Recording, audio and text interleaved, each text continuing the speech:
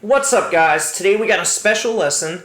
It's not going to be the most exciting exercise, it's not the most musical exercise, but I honestly think that this exercise is the best way to learn new chords quickly, and I know that this exercise is going to help a lot of people. It's helped me tons, and with students that I've worked with, I've noticed that the ones that I've done this type of training with a little more, they would start to pick up their chords, they could switch to them a little bit smoother and easier, and they really have just learned them faster. So don't dismiss this exercise because it's simple. It's actually cool that it's so simple. And one other thing, you're still going to need to practice your chords the more usual ways. You're going to have to practice switching back and forth between chords and using chords in real music, but this exercise should help those out.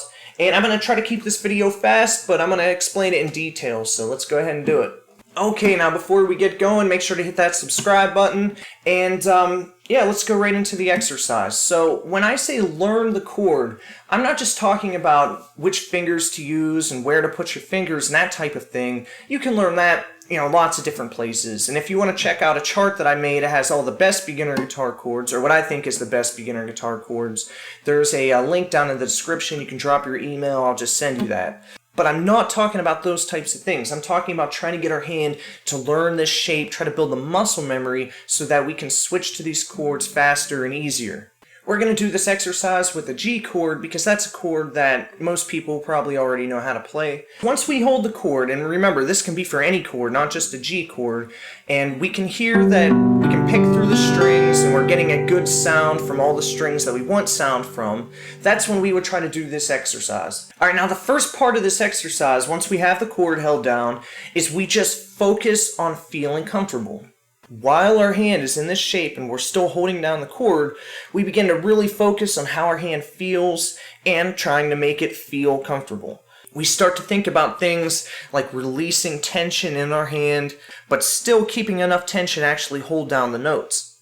We want to try to learn this comfortable feeling. And if I didn't say it already, I'm actually describing this part first because I think it is so important. And the next part of this exercise we could call sort of a slow and small bounce. So while I'm holding this, still thinking about keeping my hand as comfortable as possible, I'm going to slowly release the pressure on the strings and begin to lift my fingers off of the frets. I'm keeping them very close to the frets. If you look, I'm actually lifted up off the strings a little bit. Hopefully we can see that. But I had the pressure on and I slowly released them until I was floating right above the strings. And I can stay floating for a second and then I start to reverse the process where I slowly reapply the pressure until I'm putting just enough pressure on the strings that if I wanted to, I would be able to hear the chord if I were to strum it. And then I can just repeat this exercise. I slowly release the pressure, slowly put it back on.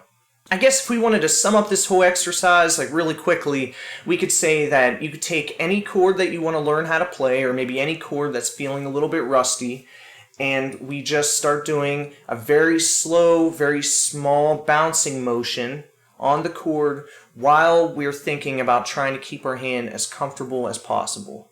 Alright, so that's the exercise. I know it's a simple one, but it's really extremely effective, so try it out a little bit. Let me know what you think about it, and let me know what are some of your favorite ways to learn new chords. You can get a hold of me in the comments or on social media. Thanks for liking and for sharing this video. I'll just see you guys next time.